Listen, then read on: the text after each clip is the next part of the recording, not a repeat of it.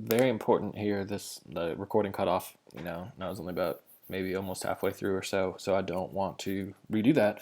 But there's going to be two videos for this week. So I will go ahead after I'm done recording and allow the first part to post. So that'll just be a video on my YouTube. This part will be the one that's going live 11 tomorrow at Thursday. It's just the second half. So I'll label them week 4 part 1 and week 4 part 2. It's the fourth online lecture. Now, we are picking up in the middle, so make sure you have watched the first part, or it's not really going to make sense. We're already on the causes for World War One. We are talking about alliances, kind of finishing up talking about that, and then we'll continue with the other three causes. So we're not halfway yet, but we've talked enough that I don't want to redo it. We'll just post two videos. So make sure you've watched the one that's already there. I'll try to send this out in an email to everyone as well. But make sure you watch the first part. This is part 2. Right, I've explained what you're supposed to be doing for the week as far as your work and the discussion question, everything in the beginning of the first video. So make sure you watch that first. This one we will continue. I was talking about the advantages for each side here with the geography and splitting the troops up. So what the point I was making is that Germany is splitting their troops, having to send maybe about half of their troops east, half of their troops west because of this alliance system to fight Russia in the east, France and Britain in the west. So clear disadvantage for them because they're never using their full military might against the people they're fighting against, where France and Britain can send all of their troops, a vast majority of them east to fight Germany. Russia can send their full force west to fight Germany. So clear disadvantage for the Central Powers due to location alone because they are surrounded and they'll be forced to divide their troops. This is a problem that Germany realizes they're going to face in both, and they actually have the same approach to trying to, remove that disadvantage in both wars. In World War I, it does not work. World War II, it works really well. And that's mainly because of the technology that existed at the time. World War I will be a very slow-going war fought from trenches, as you'll see in the assignment this week. So you couldn't, if the goal for them, which it was the Schlieffen Plan, was to quickly knock France out of the war. Right, try to knock France out of the war before Russia was even ready to fight, because Russia was so big and not advanced that they thought they would be slow to get ready to fight. And they were right about that, but some factors will allow Russia to be ready a little more quickly in World War I. And therefore, they will attack Germany more quickly than Germany expected, and they will not be able to knock France out quickly. In World War I and World War II, they will knock France out of the war very quickly, and therefore have a big advantage. Not as much of a problem with the two-front war, but they will still be fighting Britain in the West, so still not a perfect scenario. Now, eventually, Italy, like we mentioned, will switch sides and join the Allies. It was neutral when the war began. They had an alliance with Germany and Austria-Hungary, but they don't honor it because they don't see Germany or Austria-Hungary as being attacked. They see them as the aggressor, so they decided to join the Allies. This might seem like a huge problem for Germany. It's a problem, but Italy was not the most advanced or powerful nation either, so they didn't see it as like some dooming thing that they didn't have a chance now or anything like that. They much more so valued their alliance with Austria-Hungary. You see the leaders of Austria-Hungary and Germany here. Wilhelm II, the leader of Germany, on the left. Franz Joseph, the leader of Austria-Hungary. The second cause of World War I is imperialism. Imperialism says that the European powers, so that would be Great Britain, Germany, France, Russia, and Japan also were competing for economic power in the 1800s. They were trying to make as much money as possible because having more money meant you could produce more, meant you'd be a stronger country. And there's this race to claim territory around the world through imperialism, which is when you control another area of the world, but you don't send people to live there. You're not colonizing. You just are controlling their government and their economy so you can make more money. Kind of like what we saw happen in China, what we saw happen in Japan, where they're controlling these countries, creating one-sided trade agreements so they can make all this money from the economy of this other part of the world, where they're taking the resources, using those resources to make goods, and then selling those goods back to those countries.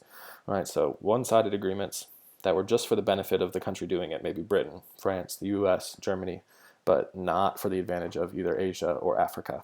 Asia had pretty much all been claimed at this point, so now the focus turned to Africa. And you'll see this competition for Africa. You see Africa divided and split here. It says France and Germany competed for colonial gains in Africa, while Britain and Germany competed in industry. Britain and Germany tried to have the most advanced industry, the most factories, so that they could produce the most and therefore have an advantage.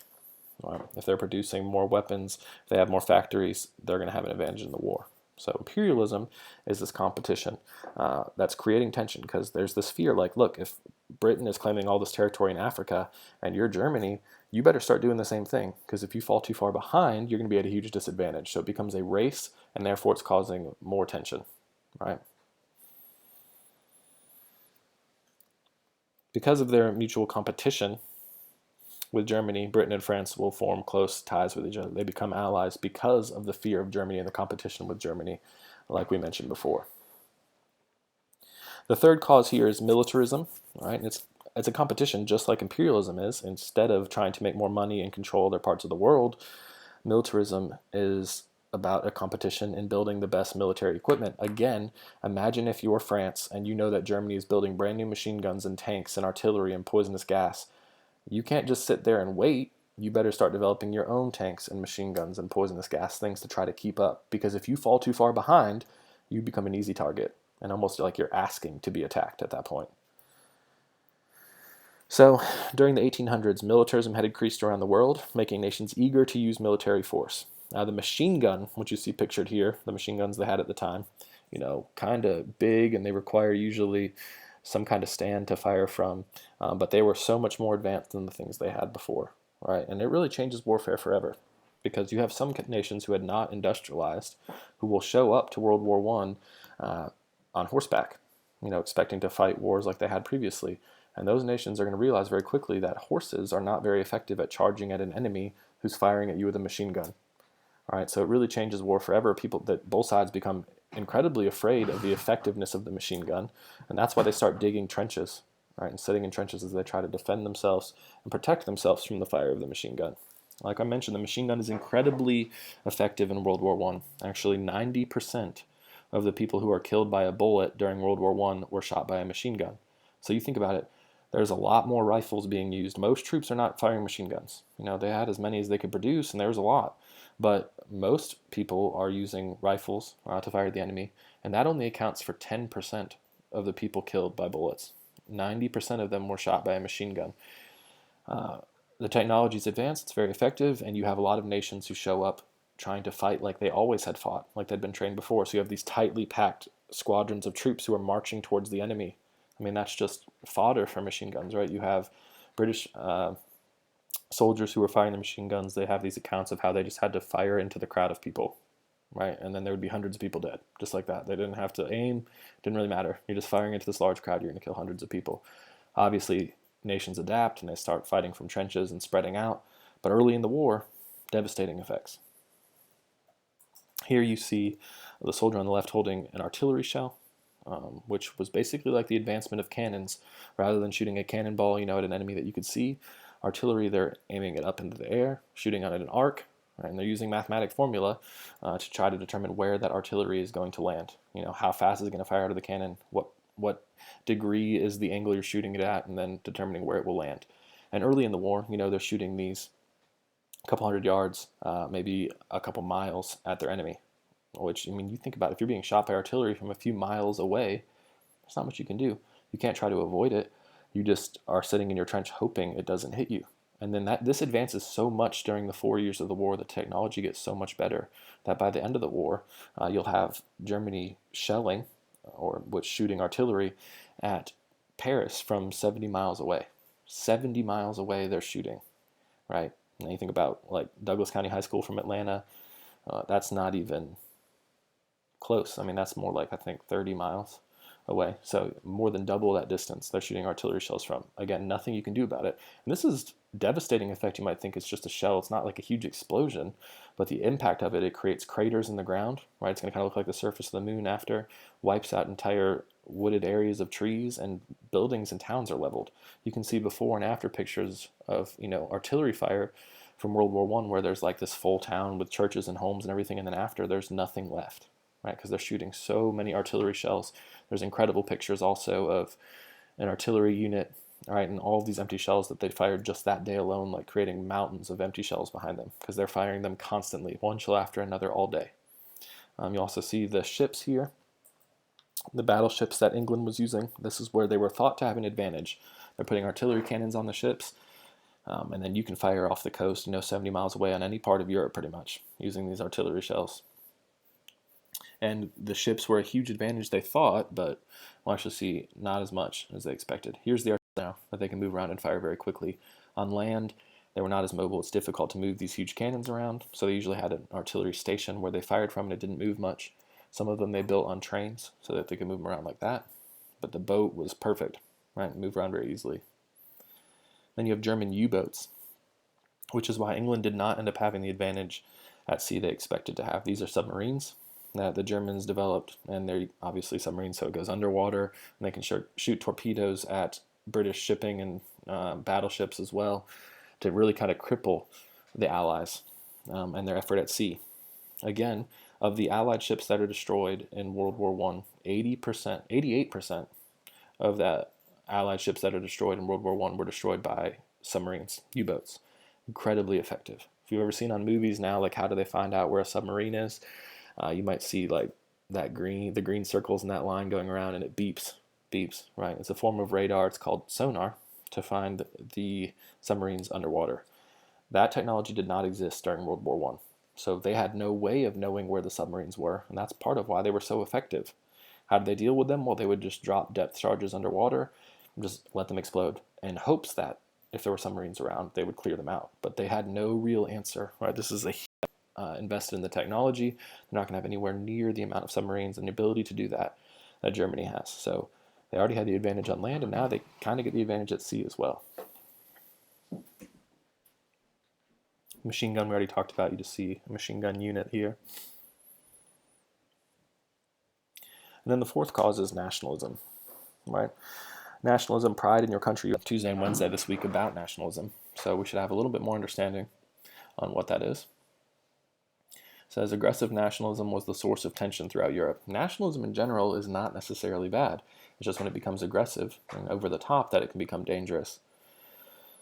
It says France was still upset over their humiliating defeat to Bismarck, which is Otto von Bismarck, the leader, the Chancellor of Germany. He had been the Prime Minister of Prussia before it became Germany. Prussia with a P, not Russia. All right, two different things. They lost to Prussia in 1871, and after that is when Prussia took some territory from France, Alsace and Lorraine, which was the eastern portion of France, and it becomes the western portion of Germany after they take it. And there's still this kind of bitter rivalry and bad blood that was created between the two because of this. And to add insult to the agreement that is signed to end that war, where France has to give territory to what will become Germany, is signed in the in the Palace of Versailles, which we mentioned before was built by Louis XIV. It's, massive palace, France's most famous building, incredibly important to their history, and now they're having to sign this humiliating treaty of a defeat to Prussia, a country that they thought they should win against easily. Right? So there's bad blood between them. It says many French people wanted to take revenge against Germany and to take back Alsace and Lorraine. Alsace and Lorraine is this kind of narrow strip of land on the border of France and Germany that will be an area of tension for both World War I, World War II, and it'll keep changing hands back and forth. It was France's originally, Germany takes it, and then after World War I and the treaty, France will take it back, and then Germany will take it back during World War II, and then lose it again after World War II. It's just an area that was highly contested between the two. You can see it here circled on the map. The big map shows it as Germany, so the southwestern portion, and then on the right you can see the map of where it would be when it was part of France, the northeastern portion of France. And you see Germany being formed in the Palace of Versailles after they take Alsace and Lorraine. That's when they become Germany, after that war with France. When they were Prussia, they take some more territory and they become officially unified and Germany. We see that Russia also promoted Pan-Slavism in the Balkans, which upset the multinational Austro-Hungarian Empire and the sick Ottoman Empire. So you see Austro-Hungarian Empire here, massive nation on the map. They're made up of a lot of different nationalities and different groups of people kind of coming together under one government, one leadership. And there's tensions that exist there, where in the southern part, a lot of the Serbian people there wanted to be part of Serbia instead of being part of Austria-Hungary. They didn't feel like the Austro-Hungarian government looked out for them, and they didn't feel like it was in their best interest. So you had these kind of problems brewing already. And Russia's coming in promoting, be proud of being Slavic, this and that. You're not Hungarian, you're not Austrian, you should be proud of being Slavic, celebrate that. So it's creating a divide between people, right, which is not good for Austria-Hungary, right? And even before anything happened, before the assassination, anything like that, Otto von Bismarck, who was the Chancellor of Germany, was quoted saying that, hey, this area of the world, eventually a war is going to start because of it. There's so much tension there. He said it's inevitable. Eventually war is going to start. Kind of how people view like North Korea or the Middle East today, like that there's so much tension. Eventually something's going to happen, right? Like there's that feeling that a problem is eventually going to happen because of it. So that's how people felt about the Balkans at the time. Because of nationalism, this region was known as the powder keg of Europe. Nationalities in the Balkan powder keg. Serbia also wanted to regain, or to rule over, not to regain, to rule over the Serbs in this area. So you see the Serbia in the pink. To the left is all part of Austria-Hungary, and you see how diverse it is with the different nationalities living there. And they felt like part of it, that was Austria-Hungary, was controlled mainly by, or was inhabited mainly by Serbians, so they thought it should not be part of Austria-Hungary, it should be part of Serbia. All right.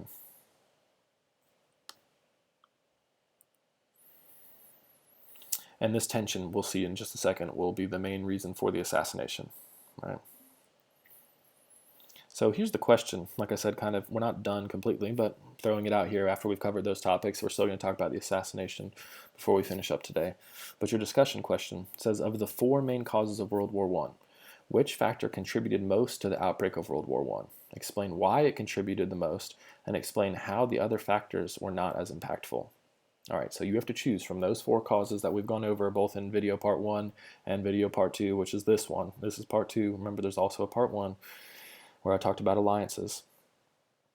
Of those 4, militarism, alliances, imperialism, and nationalism, which one do you think had the largest role in creating World War I? We know they all did. They all created tension. Which one do you think was the most impactful? Which of those 4 do you think maybe was the primary reason that this becomes a world war? Right? What would you put the most blame on? They all are factors, I know that, but I want you to pick one that you think was the most impactful. Explain why it contributed the most, and explain why the other factors were maybe not as impactful. Say they had an impact, acknowledge that they do, but not quite as impactful as the one that you're choosing would be the argument you need to make. All right, so you got to choose one, not 2. Not saying they all were equal. You got to choose one as the most impactful. What do you think? No right or wrong answers as long as you defend it. All right, so then we'll finish up here with the spark that started World War I, and it's the assassination of the Archduke. You see a depiction of how it happened here. This guy is shooting them almost point blank, right? Running up to their car.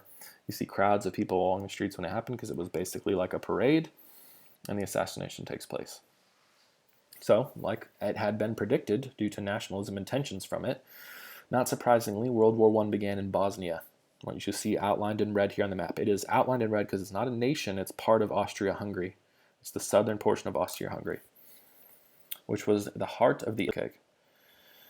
Although it was inhabited by many Serbs, Bosnia was not ruled by Serbia, but by Austria. So you see it's right on the western border of Serbia. And most of the people who lived in Bosnia, not everybody, but most of them were Serbian. So they felt like they should be part of Serbia because they thought the Serbian government would look out for them more and for their needs more. And they felt like the Austro-Hungarian Empire did not. So, when Francis Ferdinand, who was the Archduke, you see him on the left here with his family, his kids and his wife, he was the heir to the Austro-Hungarian throne. When he traveled through Bosnia in June of 1914, he'll be assassinated by a Serbian nationalist, Gavrilo Princip, who you see in the bottom right down here. It's like his mugshot after he's arrested. You can see his eyes are bruised and stuff. He's already been beat up by the police and things. And we'll talk about what all happens to him in the end. But you see the Archduke here greeting people. He's traveling through Bosnia. They're celebrating basically a national holiday in the area. So he's there visiting, and it's like a parade. He's driving around slowly in this car. He and his wife, they're waving to crowds of people on the side of the street as they go. And you see him and his wife about to get in the car. And Gavrilo Princip, the man who assassinates him, was not plan A or plan B for a group. It's a terrorist group known as the Black Hand. Their goal was to kill him, to draw attention to their cause, and their cause was that they wanted to be part of Serbia, not Austria-Hungary. All right, they were a Serbian nationalist group. right, who will take terrorist action here to try to draw more attention to their cause. And plan A was this car. They'd worked with one of the police officers who was part of their group also. They had attached an explosive to the bottom of the car, and he was supposed to get in with his wife, and as they were driving, it was supposed to explode. They find that the explosive was on the car, but for some reason it doesn't go off. It never explodes, so they don't die from that. They're driving around town. People thought the members of that group thought the explosion would have happened, and it doesn't. Just waving to crowds as they go. Right? Then attempt number 2, we will see that a member of the Black Hand, not Princep again, but a different member, sees that the car is not exploded, so he tries to make that happen himself, and he has a grenade on him, and he steps out from the crowd and tries to toss a grenade into the car. The car is moving, not really quickly, but it is moving, and he miscalculates, tosses it where it lands on the back of the car and rolls off the back. Right, and then it explodes on the ground behind the car. It actually injures one of the officers who was there escorting the car as they went, but it doesn't hurt the Archduke or his wife. Because of the threat that they realize, they rush off and bring the Archduke to a safe place where he's protected, and the parade is kind of over. Right. Now, later that day, the Archduke and his wife start feeling bad. They feel bad that this officer was clearly injured when someone was aiming for them, targeting them. So the Archduke and his wife decide to go visit this injured police officer in the hospital. And they go there and they see him, thank him, all that things. The officer is injured, but he doesn't end up dying. He does survive. Then when they're leaving the hospital, word starts to get out that, hey, the Archduke's driving around. People are getting excited about it again. They're going out and waving to him in the streets. Many people were excited to see him. Not everybody's trying to kill him. It's just this terrorist group that was trying to. Princep had been in the bar drinking because it was a holiday, and he was celebrating, thinking that, hey, his group's going to pull off something big today. They're going to assassinate the Archduke. Then he hears people in the bar. This commotion picks up as people are rushing out to the sidewalks to see the Archduke because they're saying he's about to drive past. And Princep's understanding, remember, they didn't have cell phones or anything. He wouldn't know that, hey, we failed that quickly. So he thought the Archduke started to be dead. So he goes out into the street to see what's happening, and he sees the Archduke and his wife driving down the road. So he steps out into the road, shoots the Archduke, and shoots the Archduke's wife. Right? Then he turns the gun on himself to try to shoot himself, but before he can do so, he is tackled by police officers there, which you can see the picture of him being escorted away. You can kind of see the shock on people's faces. You can see the Archduke's jacket here after he was shot as well. So Princep was arrested immediately after. There's panic and people are upset. Obviously, clearly in Austria-Hungary, people are upset throughout it. One of their heir to the throne, a very important person, was publicly executed here, and they see it as a direct attack that was supported by Serbia. Princep is brought to up, and then he ends up dying in jail. Dying in jail very clearly. In this time period, the way things were, that the police officers killed him. Right, so he doesn't ever stand trial or anything like that. So this is the spark that starts the war. This assassination leads to a world war. Now why? Because this should just really be maybe a conflict between Serbia and Austria-Hungary. Serbia will claim they didn't have anything to do with it. Remember, Princep does not live in Serbia. He lives in Bosnia, which is part of Austria-Hungary. So technically, the person who killed the Archduke is someone who lives in their own country, who lives in Austria-Hungary. But the viewpoint of the Austro-Hungarian government is that Serbia aided the Black Hand in this assassination. Right? So you see the funeral of the Archduke, and now the war will begin. This creates a chain reaction of events that starts the war. Kaiser Wilhelm II of Germany will give his ally Francis Joseph of Austria-Hungary. So Wilhelm II on the left, Francis Joseph on the right, a blank check of support. A blank check means he puts his name, he signs it, says this is my check of support. That's obviously they're just saying this as a way of explaining it. He doesn't actually give him a check. But blank check meaning there's no amount written on it. Right? Like, whatever you need, we will support you. He's going to come to your aid. He was friends with the Archduke. Wilhelm II was close friends with the Archduke, so he takes it personally as well.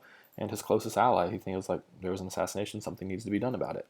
They feel like they were attacked already. Right? There's an argument that they were. If Serbia was behind it, then yeah, this is an attack. Right? So they don't see themselves as the aggressor, where the other side will claim they are. No clear, easy answer. So Kaiser Wilhelm II of Germany with Archduke Ferdinand, like we said, they were friends. Wilhelm II here in the middle. To his side, you see the Archduke who was the one assassinated. So he takes it personally also. With Germany's support, Austria gave Serbia a harsh ultimatum, a set of demands that they knew Serbia wouldn't be able to meet all of them. Serbia tries. They're like, hey, we'll meet as many of them as we can, but we can't do all these things. Because some of them were things like letting Austro-Hungarian police into their nation to investigate, take whatever means they wanted to try to figure out what's going on. So they knew their people would be mistreated. The amount of money they demanded, Serbia just simply couldn't pay. And Austria-Hungary kind of knew they weren't going to be able to do it. And then when they say, hey, we'll do as many of these things as we can't do every requirement, but we're going to work with you as much as we can, they say, nope, you didn't do it all, so we're going to declare war. Kind of almost inevitable at that point, because if you're Austria-Hungary, you're a much larger nation than Serbia. You already feel pretty confident about that. But also, the most powerful country in Europe has said, we will support you with anything you need. So they're feeling confident, right? Cocky at this point that they can do whatever they want. And they declare war on Serbia. That's the first declaration of war. That's the beginning of World War I. So who's involved? Well, Austria-Hungary and Serbia are now involved. See that on the map. Tsar Nicholas II of Russia, the leader of Russia at the time, who was an ally of Serbia. They're also a Slavic nation, so they had nationalism and, that they agreed upon. They have the same shared nationalism, and they see themselves as allies. They plead with Austria not to attack the smaller country. They're like, look, there's no proof that it's actually Serbia's fault. Please don't take this drastic of action. There's got to be something else we can do kind of approach. They also mobilize or prepare their troops, send them to the border of Russia. So Russia gets mobilized early, and that's part of why they're able to be ready to fight much more quickly than Germany would typically expect them to. They are the first country to mobilize their troops. Austria-Hungary had declared war, but they hadn't sent their troops to Serbia yet. All right, so this is pretty significant also. A lot of people say Russia is partially to blame because they were the first major nation, obviously, to mobilize their troops and the first one outside of either Austria-Hungary or Serbia to get involved. Germany hasn't done anything yet either. So Russia may be a quick step ahead here, but they're thinking that by saying, hey, if you don't back down, we're ready to fight, they thought maybe it would dissuade the war from happening. It does not. So Russia mobilizing their troops, you see their soldiers not all fully dressed in uniforms. They're not well equipped. Right? That's going to be a theme for Russia. Some of them here, obviously, are going to be, just not all of them. They don't have enough for everyone. They can't produce enough. So you see the Tsar talking to his troops, rallying the troops before the battle. In response to Russia's mobilization against their ally, Germany will declare war on Russia. So your second declaration of war here, Germany now on Russia. So you see the declaration of war in Germany. People are excited about it. Right? Germany knows how strong they are.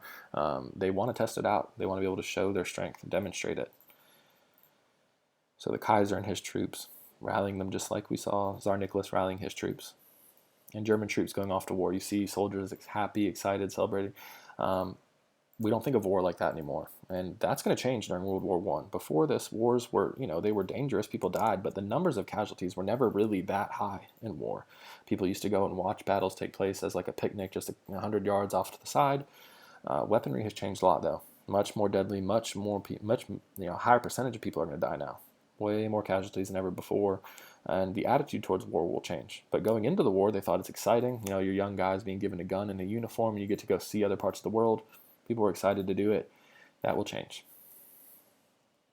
So now Russia is involved, Germany is involved, it's starting to grow.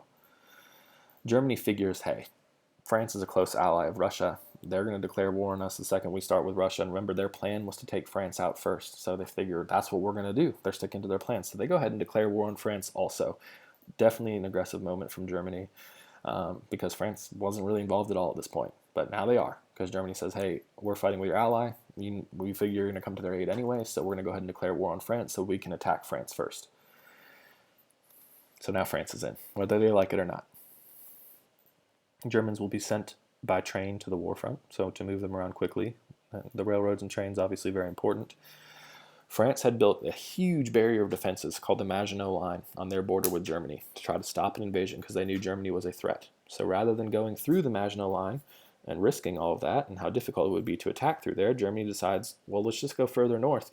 We'll invade Belgium first and then go from Belgium into France because France doesn't have a bunch of defenses on its border with Belgium. They never worried about Belgium invading. And they didn't really think that Germany would attack a neutral small country just to get to them. They will.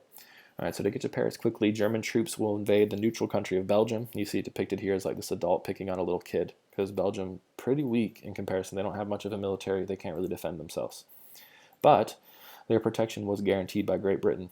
So when Belgium is invaded, this is when Great Britain declares war on Germany and joins in. All right, so lightning warfare right through Belgium to try to get to France. This causes England to join in. So you see the English propaganda. Remember Belgium, enlist today. Remember Belgium, buy bonds, forced liberty loan, and they're depicting Germany as, horrible, burning villages, killing women and children. You see this German soldier escorting this little girl away.